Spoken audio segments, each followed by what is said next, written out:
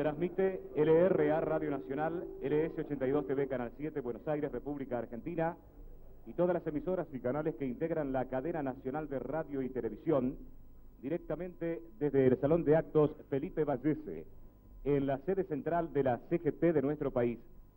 Es esta otra de las habituales reuniones del primer mandatario argentino, Teniente General Juan Domingo Perón, con los distintos sectores gremiales de nuestro país. En esta oportunidad con los dirigentes de 118 gremios confederados de la República Argentina. Acompañan en el estrado del Salón de Actos al presidente Perón, su excelencia el señor ministro de Trabajo, don Ricardo Otero.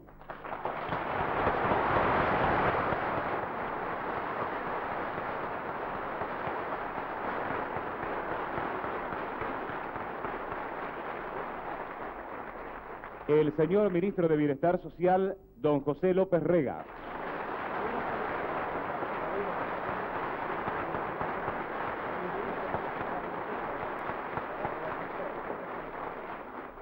El secretario general de la CGT, señor Adelino Romero.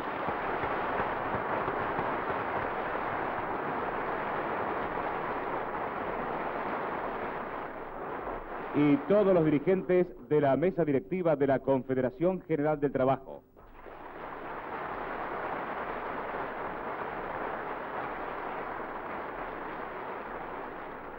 A continuación se podrá escuchar el mensaje del excelentísimo señor presidente de la República Argentina, Teniente General Juan Domingo Perón.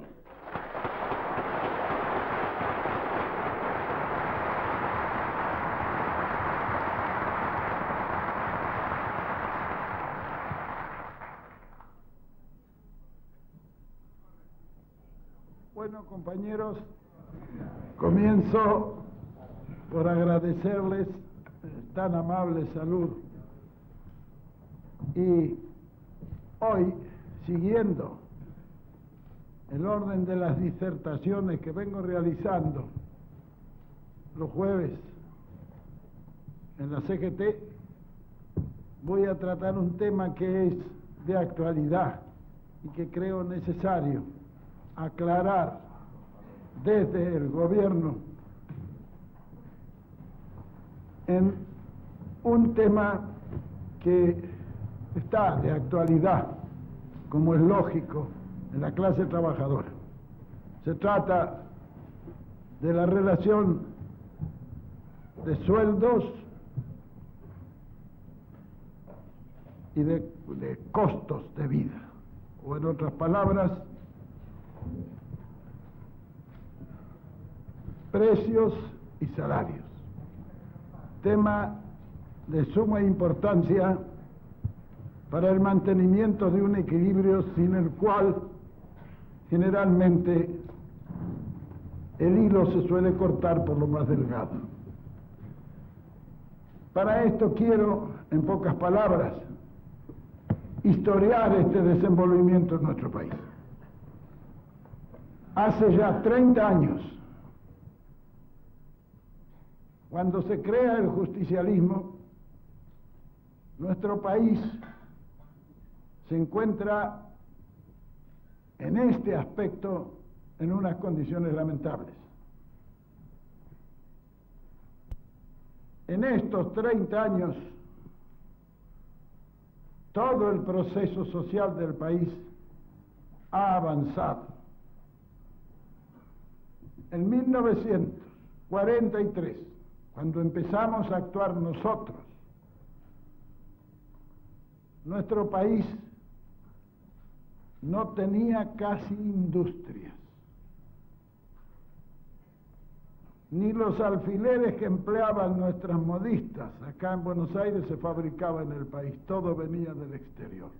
Nosotros iniciamos la industrialización del país. Es decir, fuimos convirtiendo una masa rural en una masa urbana organizada.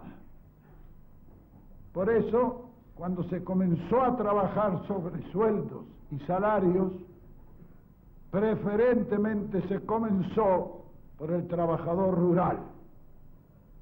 Desde Trabajo y Previsión, la primera reforma de fondo que se hizo fue el Estatuto del Peón.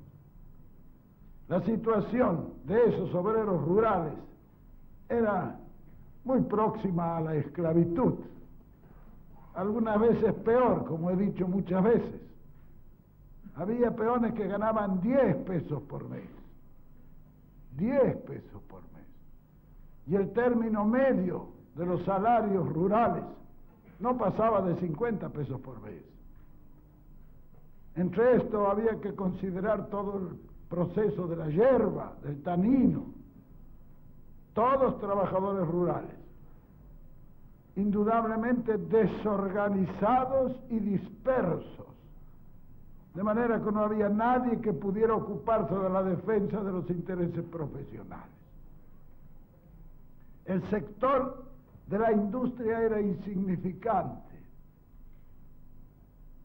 Yo recuerdo que cuando se hizo el Estatuto del Peón y obligamos a todo el mundo a poner un salario, porque 10 pesos no era un salario. En fin, se produjo en el campo nuestro un gran alboroto. La primera carta que recibí fue de mi madre, que tenía una estancia en la Patagonia, que me decía: si vos crees que yo le puedo pagar 150 pesos a los peones, te has vuelto loco.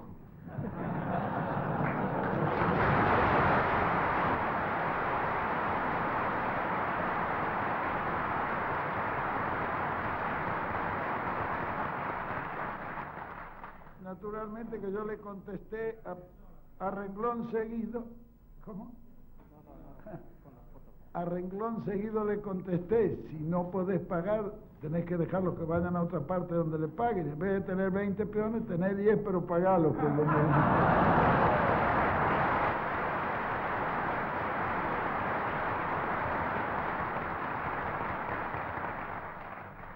Y lo pagó, y estuvo conforme, y tomó todas las medidas.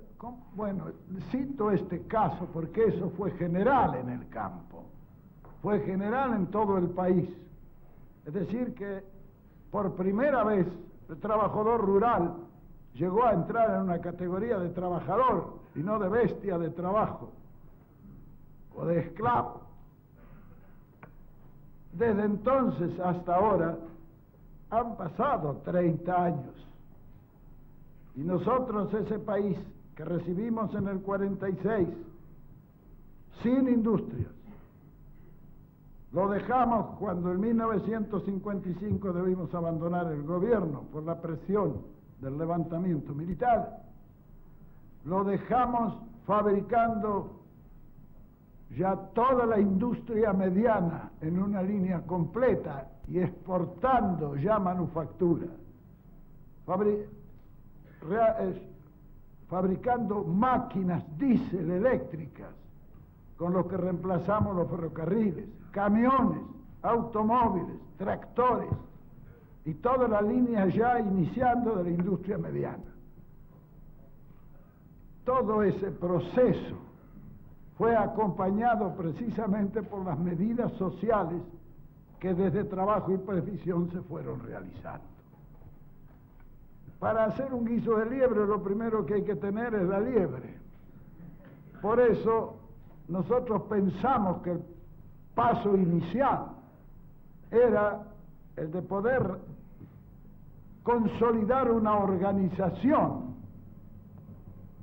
de los trabajadores rurales y de los trabajadores urbanos. Esto es fácil hacerlo en los trabajadores urbanos y es difícil en los rurales porque están tan dispersos y sometidos a tantas influencias raras de las fuerzas patronales, de la costumbre, de un montón de cosas que para realizarlo se necesita que pase tiempo. Sin embargo, fuimos dando pasos importantes para la organización. Fue entonces cuando pudimos pensar en organizar los elementos necesarios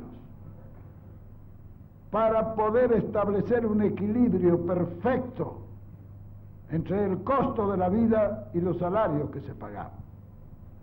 Comenzamos por formar lo que llamamos el Instituto de la Remuneración, que funcionó en Trabajo y Previsión. y que estudió localmente, como también desde un punto de vista general, los salarios con relación al costo de la vida. Y nos dio un índice para poder establecer lo que nosotros llamamos entonces el salario vital móvil, es decir, una base debajo de la cual no podía estar ningún trabajador porque estaba sumergido, es decir, porque no ganaba lo necesario para hacer frente a un costo de la vida. Ese fue el punto de partida, ya en 1948-49, desde Trabajo y Previsión. Fue así que se fue estableciendo paulatinamente ese equilibrio. Equilibrio que se refleja perfectamente bien en los porcentuales, en la distribución de la renta y en la distribución de los beneficios. En 1955, la proporción establecida y consolidada en un país con muy débil inflación, casi sin inflación, era el 47,7% de los beneficios iban al trabajo y el 52,3% iba para los patrones, para las empresas. Eso en ese entonces resultó justo porque el poder adquisitivo de la masa había aumentado extraordinariamente. Merced a que congelados los precios no habíamos permitido que la inflación anulara todo beneficio. Yo recuerdo que en el 54, una de las últimas reuniones que hice yo en la presidencia, donde concurrieron todos los secretarios generales de los gremios argentinos, yo les pregunté en este aspecto si estaban conformes, si estaban satisfechos. Y unánimemente me dijeron, no queremos aumento de sueldo, lo que queremos es que no aumenten tampoco los precios. Y efectivamente,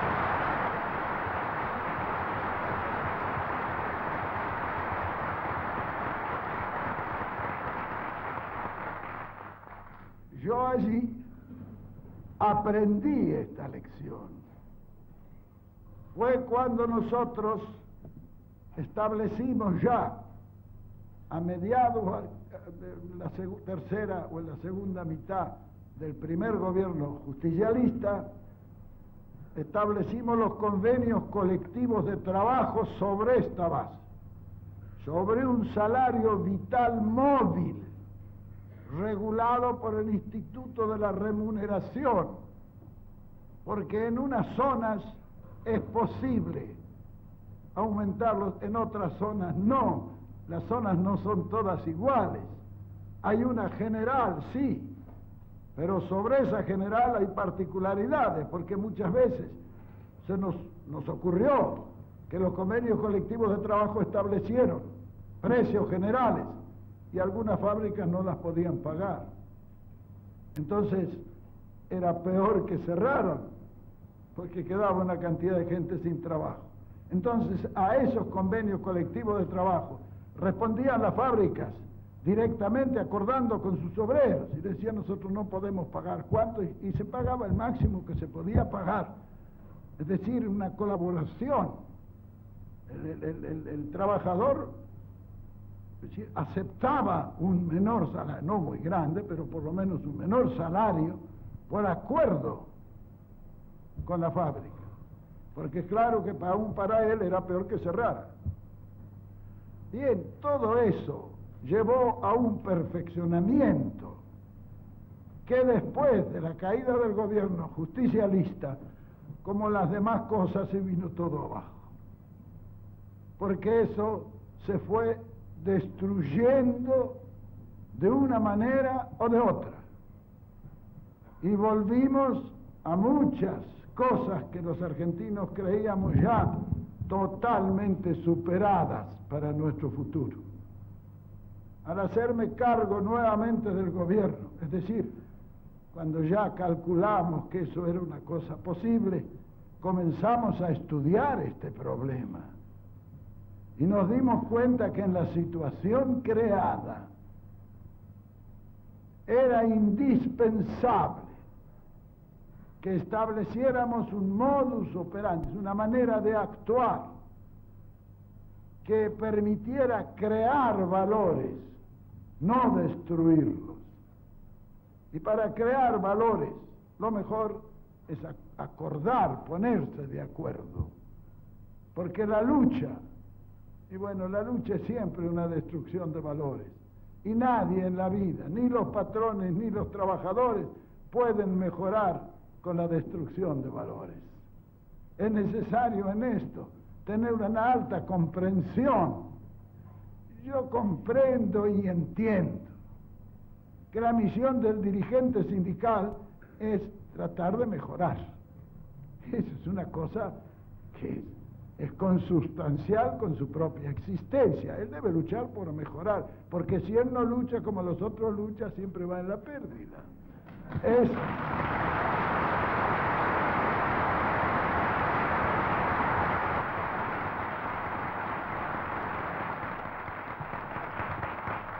humano y es lógico que de buena fe cada dirigente quiera mejorar a su gremio. Yo recuerdo que en unas reuniones muy importantes que yo hacía en 1949 o 50 con los industriales para irlos convenciendo en la necesidad de ponerse de acuerdo. En aquella época no era posible porque los patrones no estaban organizados. Hoy es posible porque hoy son organizaciones las que comprometen y se entienden. Antes no había esa organización patronal, la creamos también nosotros.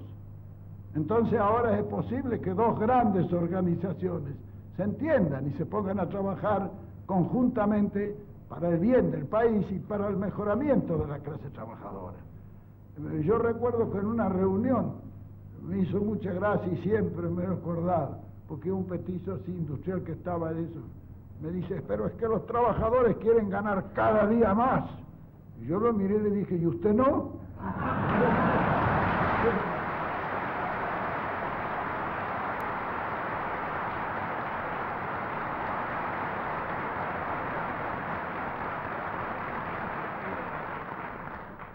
El que cada uno quiera ganar siempre un poco más es mejor, es mejor. Ahora, lo inteligente y lo lógico es estudiar las formas en que se puede llegar a realizar eso sin perjuicio de nadie.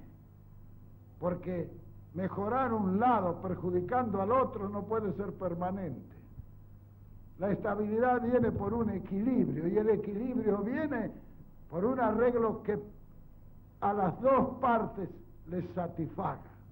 Quizás no todo lo que se ambiciona, pero sí todo lo que se necesita, que eso es lo importante. Es decir, ese equilibrio es lo difícil de establecer. Y que la ruptura de ese equilibrio es el que trae los grandes, las grandes perturbaciones, que no son sino la destrucción de valores.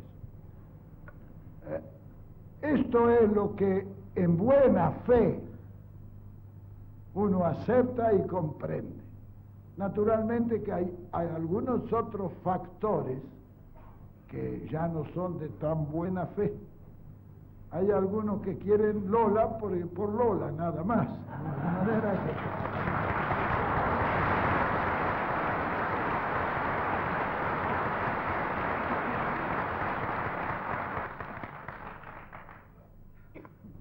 frente a todo ese problema, antes de hacernos cargo nosotros de este gobierno, que para cualquier hombre es un presente griego, porque la situación en que hemos recibido el país es realmente lamentable, o era realmente lamentable.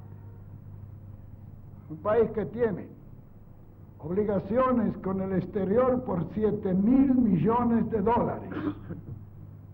Multipliquémoslo por 1.000 y vamos a tener una idea de lo que es esa deuda.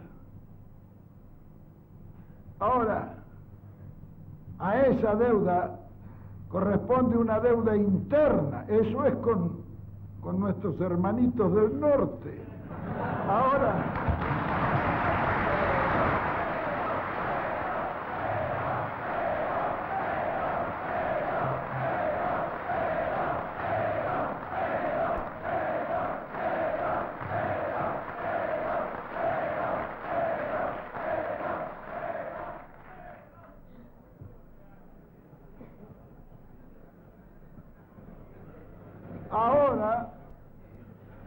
en el orden interno, que también se ha generado una deuda inmensa como consecuencia de que todo era déficit. Ya se calculaba el presupuesto con 30.000 millones de déficit, como quien se toma una pastilla, sin que a nadie le produjera la mayor extrañeza. Pero es que eso después hay que pagarlo, esos 30.000 millones. Así nosotros nos encontramos con una deuda interna por déficit de toda naturaleza de 3 billones, es decir, 3 millones de millones. Ya una cosa que es de loco, ya no se puede leer con tantos ceros.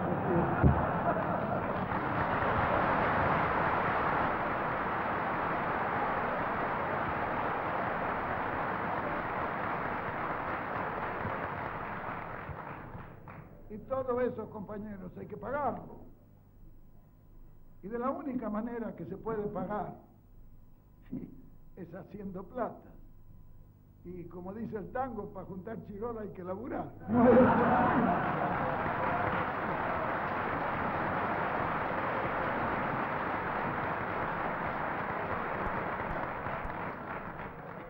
Entonces, de lo que se ha tratado es precisamente de eso. Organizar el trabajo y realizarlo dentro de las posibilidades, sin que todo eso negativo gravite en mantenernos estáticos. No, el país es como un negocio, un gran negocio. Es un negocio individual amplificado, eso es el país.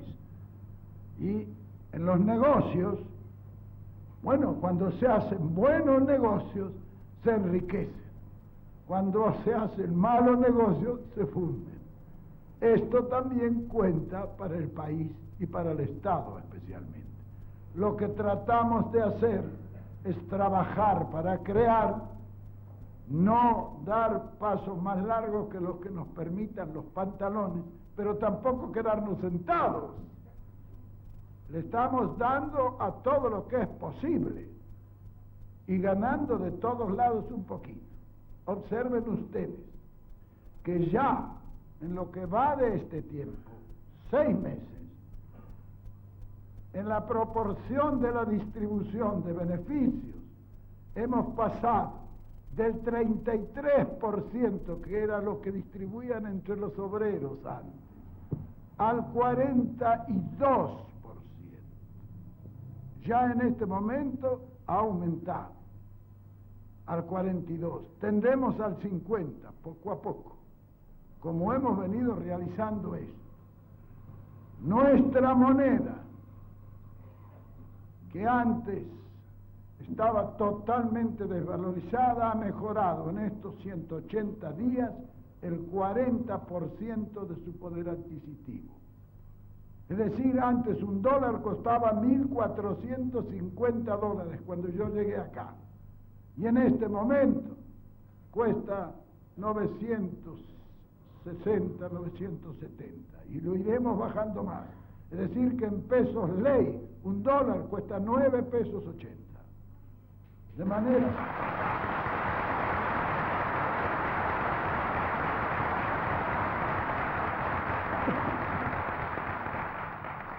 Cuando nosotros llegamos aquí no teníamos ninguna reserva financiera. Hoy ya tenemos 1.300 millones de dólares en la caja.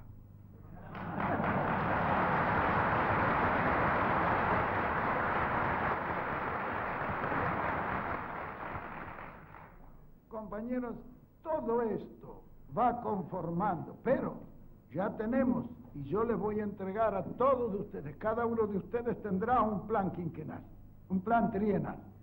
En ese plan trienal ustedes verán cómo estamos, cómo vamos a estar en 1977 y cómo haremos para llegar a eso, con números y cifras. Y lo iremos realizando con la misma tranquilidad con que hemos venido trabajando, sin jorobar a nadie, tratando de ayudar a todo el mundo y no complicándole la vida a ningún argentino. Que eso es lo que yo...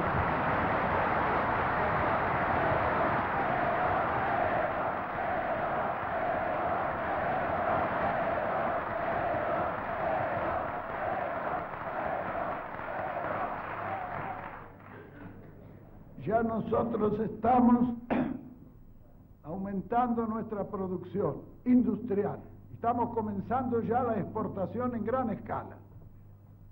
Nosotros calculamos que ya este año vamos a tener, para empezar, al 31 de diciembre, una exportación de manufacturas por 150 millones de dólares. Gracias.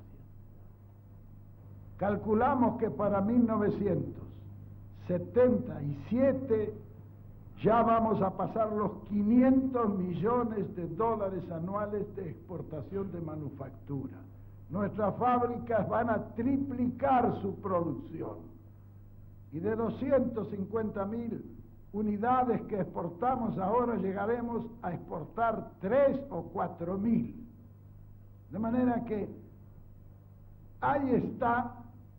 Eso lo van a ver ustedes en el plan trienal, cómo se va a ir realizando todo ese esfuerzo y lo que representa todo ese esfuerzo como movimiento de capitales y de ganancias para el país, porque las compañías que lo hacen son compañías argentinas que reeditan acá sus beneficios y no en otras partes, porque también eso hay que cuidarlo.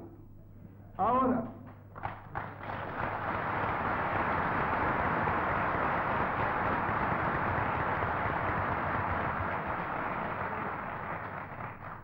en este momento, todo el movimiento de esa naturaleza no pasa de 2.500 millones de dólares. Pensamos que en el 77 estaremos arriba de los 6.000 millones de dólares en la exportación.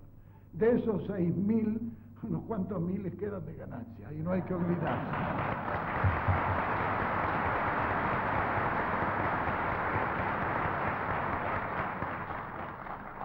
Y de esa ganancia, el gobierno se ocupará de que sea distribuida con justicia entre todos los que la producen, sin colateralismo y sin ninguna ficción.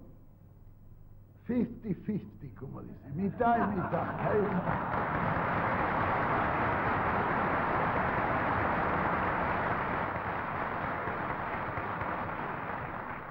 Es decir, que nuestro programa estaba basado en una expansión que es indispensable. Por eso hemos llegado a estos acuerdos, que nos permitan llegar a esa expansión sin dificultades, tanto en la zona urbana de la industria como en la zona rural del agro. El mundo actual está hambriento y nosotros fabricamos comida. Fíjese si no va a ser un negocio.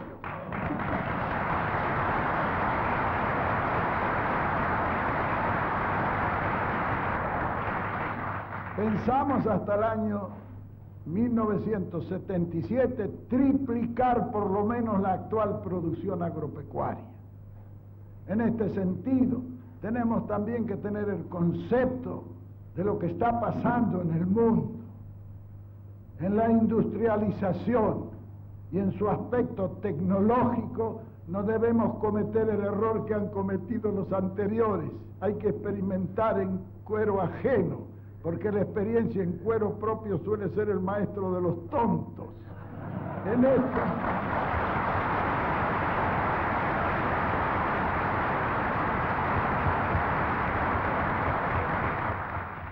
yo vengo de una región del mundo donde se ha elaborado toda la grandeza tecnológica de este mundo, que es Europa. Allí se agarran la cabeza y dicen qué bárbaro hemos sido. hemos desarrollado tecnológicamente a raíz de extinguir todas las fuentes de producción ecológicas de nuestra zona. Y ahora estamos a merced de los que vendan materia prima. Los que venderán materia prima en el futuro somos nosotros.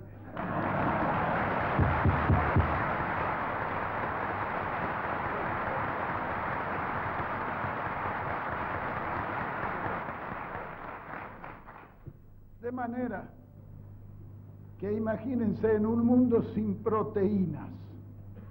El hombre no puede vivir más de una semana sin proteínas.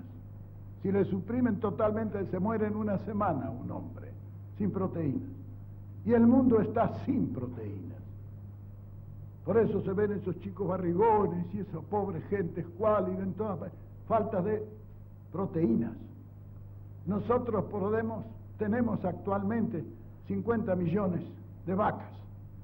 Tenemos que tener 150 o 200 millones de vacas, porque el mundo hambriento nos va a pedir proteínas y nosotros debemos estar en condiciones de dar esa proteína. Tenemos que, al agro, igual que a la industria, así como en vez de producir una fábrica 100.000 automóviles anuales, debe producir 1.000.000. Este señor que trabaja en el campo no puede tener su campo para tener unas cuantas vaquitas, no. Ahora debe tener todas las vacas que el campo permita. Y si no, pagar un impuesto por tener campo desocupado.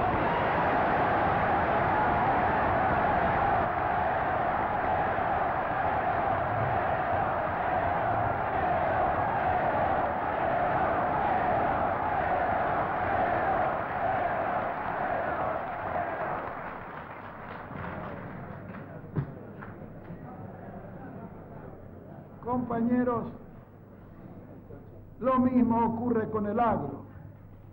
El mundo está deseoso de recibir cereales, sino que aquí se ha estado produciendo en una medida insignificante. Nosotros, cuando elaboramos los planes quinquenales, de los cuales solamente pudimos cumplir 1,5, y teníamos 5 planes quinquenales ya elaborados, calculamos que a esta altura estaríamos en el 4º plan quinquenal. Y en ese 4º plan quinquenal, la producción del agro debía haber aumentado por lo menos 5 veces, porque en cada plan quinquenal debía duplicarse. Claro, destruyeron los planes quinquenales, pararon todos y seguimos siendo una rémora. Aquí estamos muy cómodos y sentados, pero el país no va adelante. Y la misión del que gobierna un país es muy simple, es sumamente simple. La obligación fundamental de un hombre de gobierno es hacer la felicidad del pueblo y labrar la grandeza futura de la nación.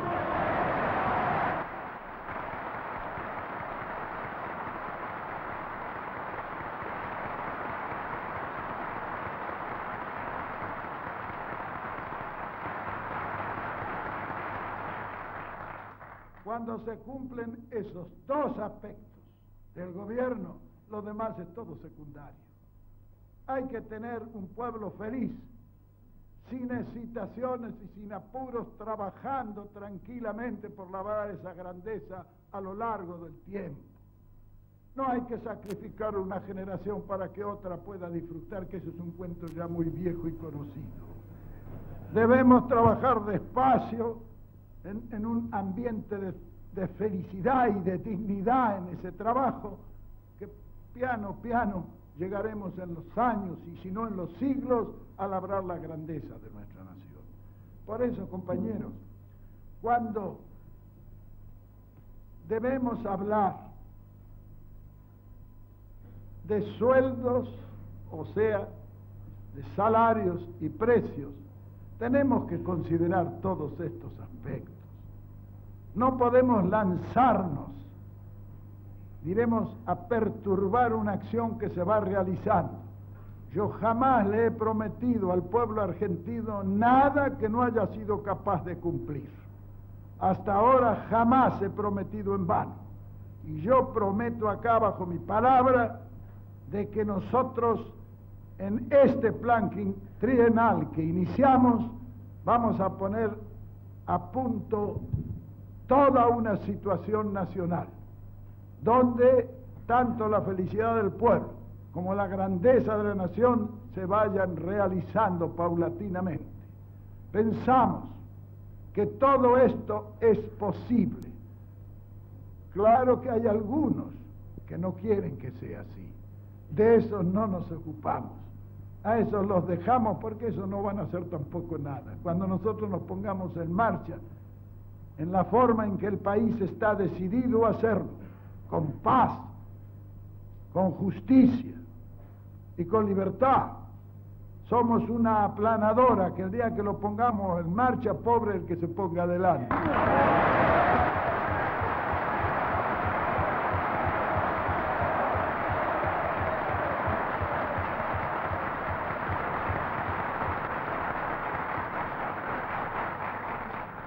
Los trabajadores argentinos tienen mi palabra en ese sentido. Yo les aseguro que volveremos nuevamente a los tiempos en que todo el mundo estaba feliz y tranquilo y el pueblo tenía un poder adquisitivo suficiente como para vivir en orden de dignidad y de felicidad. Cuando nosotros podamos multiplicar nuestro negocio, nuestro gran negocio del país, y cuando nosotros podamos distribuir justamente el producto de esa multiplicación, el poder adquisitivo de la masa popular será tan extraordinaria que el consumo pegará un empujón para arriba. Eso mejorará el comercio pedirá a la industria, se multiplicará la industria, eso a la producción, y ese ciclo económico que siempre está formado por esos 4 factores: producción, transformación o industria, circulación o comercio y consumo. El consumo es un factor de riqueza. Yo pregunto siempre, ¿qué le pasaría a países ricos como Alemania, por ejemplo, en este momento, si bajara su consumo? O Estados Unidos, si le bajara el 20% del consumo a Estados Unidos, ¿qué le pasaría? Es el crack de su economía. El consumo es un factor de riqueza, no como algunos idiotas creen que para hacerse rico hay que ahorrar. Nadie se ha hecho rico ahorrando.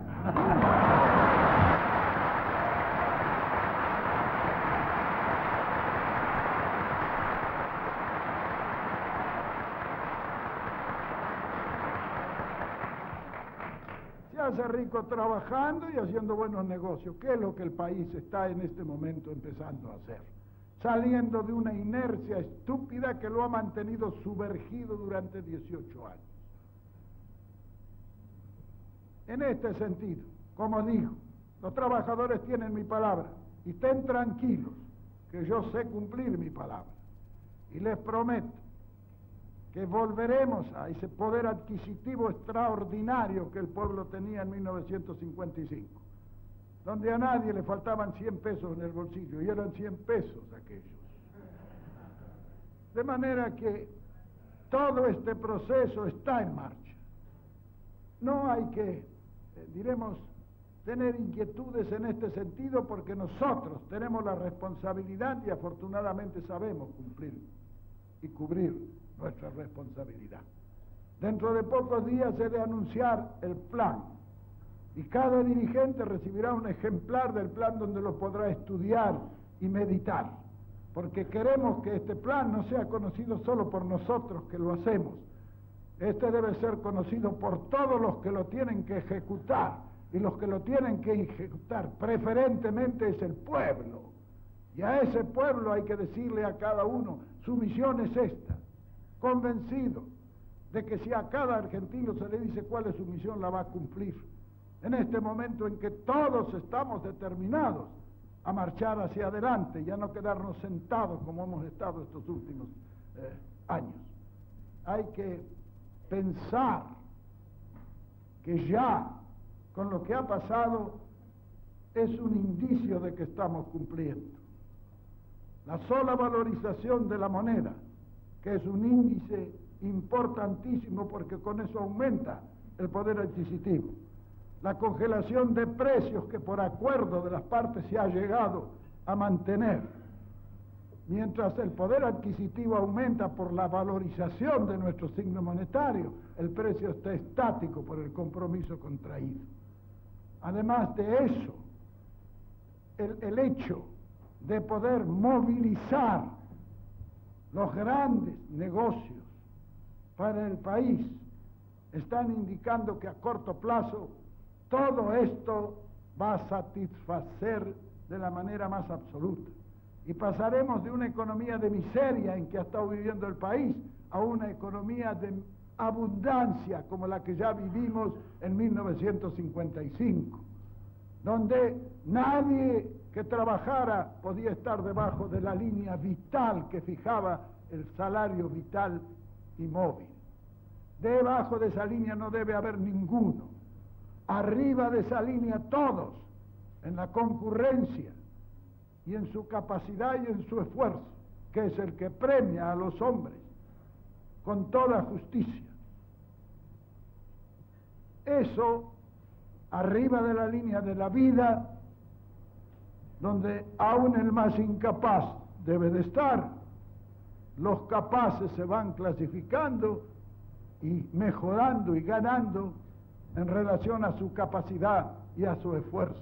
Eso es lo justo.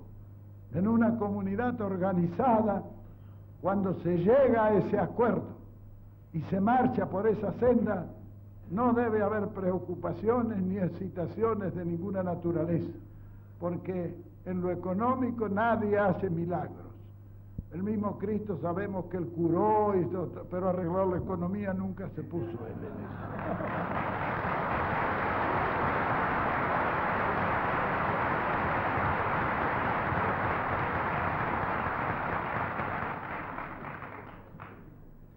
Yo quería, compañeros, enterarles a ustedes, que son los que más me interesa que conozcan estos problemas, para tener una sensación real.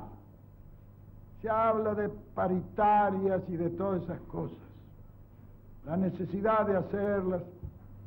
Bueno, yo aquí podría decir como Fidel Castro, como Fidel Pinto, lo inventé yo.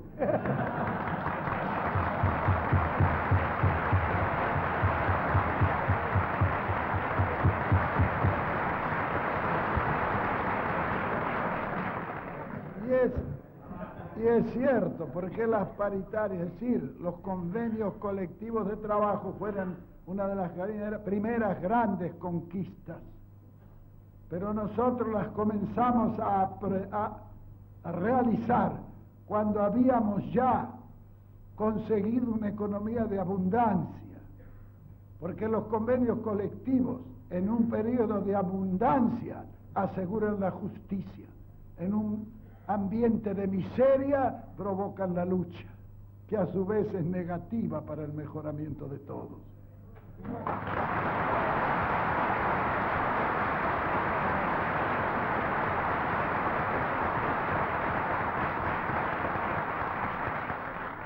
Por otra parte, compañeros, cuando hemos puesto a la Confederación General del Trabajo, que debe de ser una garantía para todos los trabajadores, porque conozco los dirigentes, no de ahora, de hace 30 años que los vengo conociendo, si sabré yo quiénes son los dirigentes.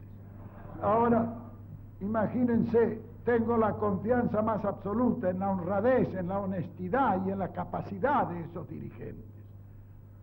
La CGT puede estar segura y tranquila con los dirigentes que tengan, aunque algunos tontos digan que son burócratas.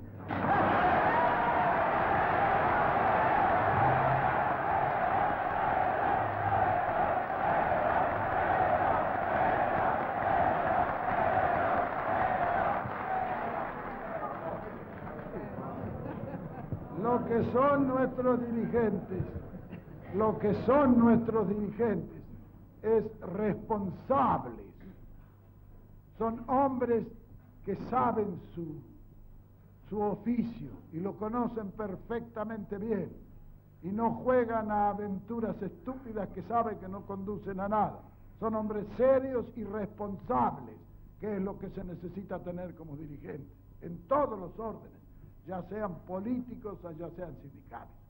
Por eso digo, los convenios colectivos, bueno, si todo el proceso que estamos viviendo ha sido a base de un convenio colectivo de trabajo, de una paritaria como le llaman ahora, no se ha reunido la Confederación General del Trabajo y la Confederación General Económica y han realizado un convenio colectivo de trabajo en el más alto nivel. Bueno, eso hay que darle tiempo para que ningún convenio colectivo puede a priori, diremos, calificarse, porque no se sabe el resultado. Tenemos que esperar el tiempo suficiente para que eso dé su beneficio. Hace apenas 6 meses que hemos hecho el gran convenio colectivo, en el que ha estado el Estado y las confederaciones patronales y de trabajadores. Lo hemos ampliado después al agro, es decir, que todos los trabajadores urbanos y rurales, por medio de sus verdaderos representantes y sus calificados representantes, que son los dirigentes, han negociado un acuerdo que debe tener su plazo, no 6 meses. Nosotros habíamos establecido en todos los convenios colectivos 2 años, y en 1955 ya estuvimos por extenderlo a 3, para asegurar un equilibrio estable a la organización tanto patronal como sindical, que le permita al patrón hacer sus planes, porque ellos tienen que hacer sus planes en las fábricas, en las industrias y en todas partes. Y en 6 meses no hay un plan que se pueda concebir y realizar. Hay que dar un espacio de tiempo.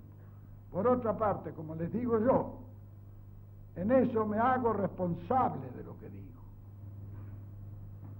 Nosotros, antes del año 1975, ya estaremos en una economía de abundancia.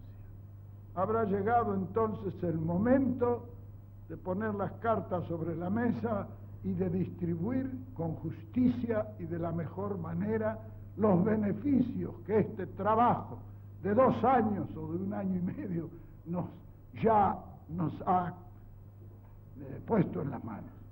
En ese momento entonces haremos todo y todas las cuestiones. Ahora creo que es el momento de trabajar con orden y con tranquilidad, permitiendo que este programa que establecimos hace 6 meses y que lleva ya tan buen resultado, porque ya hemos comenzado a recibir los beneficios. Hay que darse cuenta que hacer una reserva financiera de 1.300 millones de dólares cuando se deben 7.000 no es moco de pavo.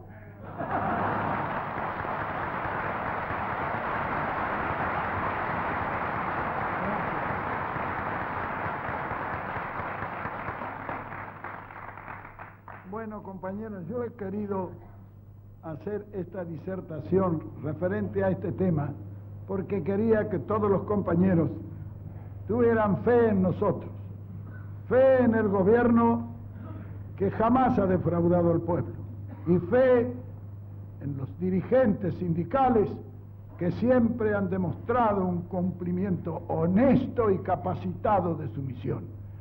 Si ellos marchan adelante con la bandera que nosotros hemos enarbolado, yo les aseguro que nadie tendrá por qué arrepentirse. Si alteráramos haciéndole el gusto a muchos que quieren Lola, no tendríamos mucho que agradecer. Dijimos cuando iniciamos nuestra tarea, que necesitamos un margen para reconstruir el país. Estamos en plena reconstrucción. Antes de reconstruir al país no podemos poner en marcha una ampliación de todas nuestras cosas. A pesar de eso, ustedes ven que en el esfuerzo de la reconstrucción ya estamos mejorando la vida argentina. La hemos mejorado desde todo punto de vista, económica, social y espiritual. Yo veo la cara de los argentinos muy distinta que la que yo vi el 17 de noviembre del 72 cuando llegué.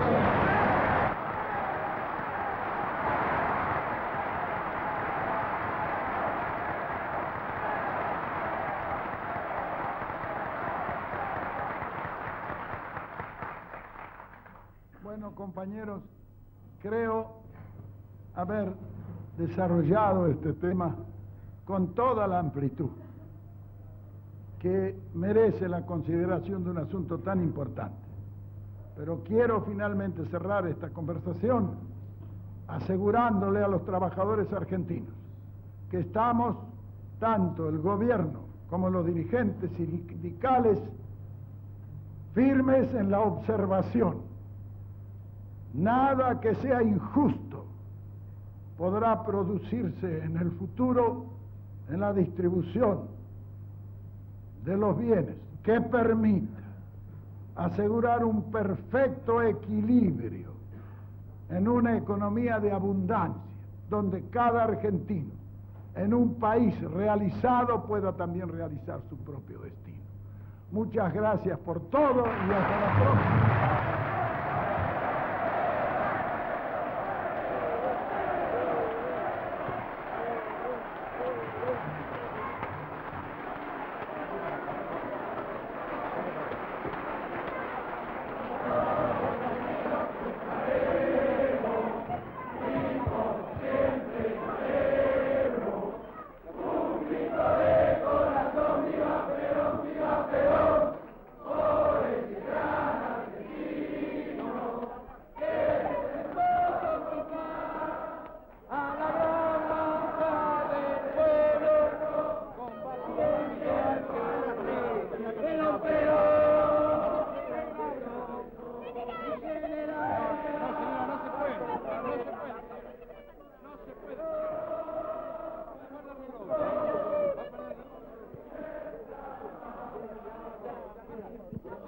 Señora, por favor, señora.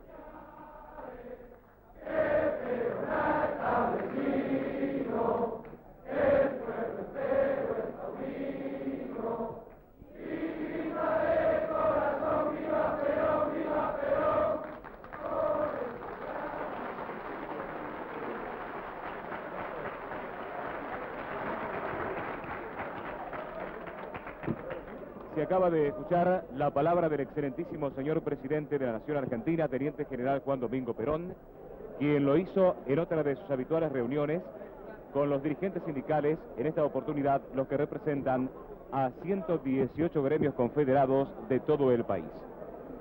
Directamente desde el Salón de Actos Felipe Vallese de la sede central de la Confederación General del Trabajo en la ciudad de Buenos Aires, ha transmitido LRA Radio Nacional, LS82 TV Canal 7 y todas las emisoras que integran la cadena nacional de radio y televisión, las que a partir de este instante continúan con la difusión de sus respectivos programas.